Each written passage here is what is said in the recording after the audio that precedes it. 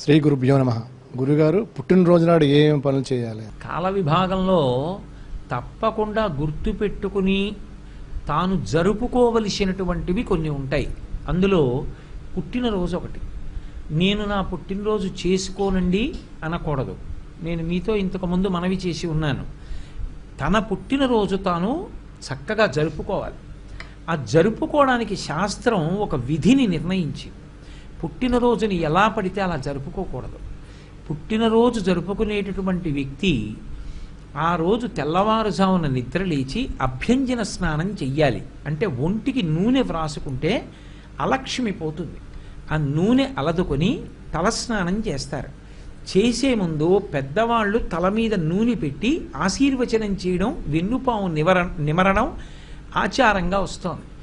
ఆ స్నానం చేసిన తరువాత ఇష్టదేవతని ఆరాధన చెయ్యాలి. ఇంట్లో కులదైవం ఇష్టదైవం ఉంటారు. ఆ కులదైవాన్ని ఇష్టదైవాన్ని ఆరాధన చెయ్యాలి. చేసిన తరువాత ఆవు పాలలో బెల్లం ముక్క, నల్ల నువ్వులు ఈ మూడు కలిపినటువంటి పదార్థాన్ని మౌనంగా తూర్పు దిక్కుకు తిరిగి కూర్చుని 3 మార్లు చేతిలో ఆచమనం చేస్తే ఎలా తింటామో అలా 3 మార్లు వేసుకుని లోపలికి పుచ్చుకోవాలి. 3 మార్లే. ఎందుచేత అంటే నల్ల నువ్వులు, బెల్లం, ఆవు పాలు కలిసినటువంటి పదార్థాన్ని 3 మాటలు పుచ్చుకుంటే వచ్చే పుట్టినరోజు లోపల ఏదైనా గండకాలం ఉంటే తొలగిపోతుంది అని. కాబట్టి ఈ 3 పదార్థములు కలిసినటువంటి దాన్ని చేతిలో వేసుకుని 3 మార్లు పుచ్చుకోవాలి. పుచ్చుకున్న తర్వాత 7 చిరంజీవులు ఉంటారు. అంటే వాళ్ళు పుట్టుక చేతనే చిరంజీవిత్వాన్ని పొందారు. ఇంకా కొంతమంది చిరంజీవిత్వాన్ని సాధించుకున్న వాళ్ళు ఉన్నారు. సాధించుకున్న వాళ్ళు కాదు, పుట్టుకతో చిరంజీవులైన వాళ్ళు. అశ్వత్థామ, బలి, వ్యాసుడు. అశ్వత్థామ, బలి, వ్యాసో హనుమాంశ్చ విభీషణ.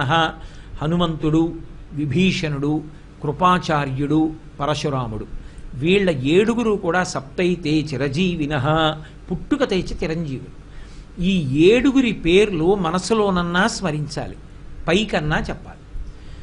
ఆ రోజున తల్లిదండ్రులకి, గురువు గారికి తప్పకుండా నమస్కారం చేసి వాళ్ళ ఆశీర్వచనం అందుకోవాలి. మీ ఇంటికి దగ్గరలో ఏ దేవాలయం ఉంటే ఆ దేవాలయాన్ని దర్శనం చెయ్యాలి. చక్కగా మృష్ణాన్న భోజనం చెయ్యవచ్చు. రాత్రి మాత్రం బ్రహ్మచర్యాన్ని పాటించాలి. పుట్టినరోజున బ్రహ్మచర్య దీక్షకి విరుద్ధమైనటువంటి సాంసారికమైన కార్యక్రమాల్ని నిర్వహించకూడదు. అలా ఉంటే ఆ రోజు పుట్టినరోజుని సక్రమంగా చేసుకున్నాడు అని చెప్తారు. తన శక్తి కొలది దాన ధర్మాలు నిర్వహించాలి. తనకి ఐశ్వర్యం ఉందా, దానం చేస్తాడు. తనకి ఐశ్వర్యం లేదు, గోగ్రాసం అంటారు. చేతి నిండా కాసిని పచ్చగడ్డి పరకలు పట్టుకెళ్ళి ఒక ఆవుకి తినిపించి ప్రదక్షిణం చేసి నమస్కరిస్తే చాలు. ఇవి పుట్టినరోజు నాడు తప్పకుండా జ్ఞాపకం పెట్టుకుని చెయ్యవలసినటువంటి విషయాలు. వీటికి విరుద్ధంగా పుట్టినరోజుని మాత్రం చేసుకోకూడదు. అది కేవలం ఏదో సరదా కోసం, వినోదం కోసం చేసుకునేది కాదు. అది ఆయుర్దాయ సంబంధమైనటువంటిది. ఆ రోజు దీపం చాలా ప్రధానం. పొరపాటున కూడా అక్కర్లేని విషయాలు పిల్లలకి నేర్పితే అవే విశృంఖలత్వాన్ని పొందుతాయి. రేపు పొద్దున్న ఎన్నో 7 పుట్టినరోజు చేసుకుంటున్నాడో అన్ని కొవ్వొత్తులో, అన్ని దీపాలో వెలిగించడం, ఉఫ్ఫని ఊత్తు దీపాలు ఆర్పేయడం పరమ అమంగళప్రదమైనటువంటి విషయం.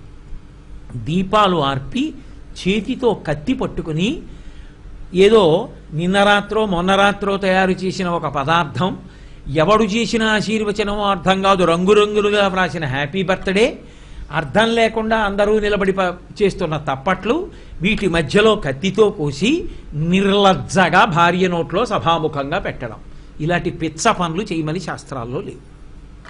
దీపాన్ని గౌరవించు, దీపం వెలిగించు. దీపం దగ్గర మట్టు మీద ఓ అక్షతలో పువ్వో వేసి నమస్కారం చెయ్యి. అది నీ ఇంట కాంతి నింపుతుంది, నీ జీవితాన్ని నిలబెడుతుంది. గురువు గారికి నమస్కారం చేయి, తల్లిదండ్రులకు నమస్కారం చేయి, పెద్దలకి నమస్కారం చేయి. వాళ్ళ నోటితో వాళ్ళు ఆశీర్వదించాలి. శతమానం భవతి శతాయు పురుషస్యతేంద్రియ ఆయుష్దేవేంద్రియే ప్రతిష్టతి అని. చక్కగా అలా దేవాలయానికి వెళ్ళి నీ పేరు మీద పూజ చేయించుకో, ఈశ్వరుడి అర్చన చెయ్యి. అపమృత్యు దోషం కబళించకుండా ఉండడానికి నల్ల నువ్వులు, బెల్లం, పాలు, ఆవు పాలతో కలిసినటువంటి పదార్థాన్ని 3 మాటలు స్వీకరించు. సప్త చిరజీవుల పేర్లు మనసులో స్మరించడం లేదా పైకి చెప్పడం. ఒకవేళ నీకు చేత కాకపోతే కనీసం అది గుర్తున్న వాళ్ళతో ఎవరితోటో అనుబంధం ఉండాలి, వాళ్ళని సంప్రదించైనా చెప్పు. లేదా కనీసం వ్రాసుకో. అక్కర్లేని విషయాలు ఎన్నో వ్రాసుకుంటాం. వ్రాసుకుని జ్ఞాపకం పెట్టుకుని నీ పుట్టినరోజు నాడు, నీ ఇంట్లో వాళ్ళ పుట్టినరోజు నాడు ఆ 7 పేర్లు చెప్పుకోవాలి. అది పుట్టినరోజు చేసుకునేటటువంటి విధానం.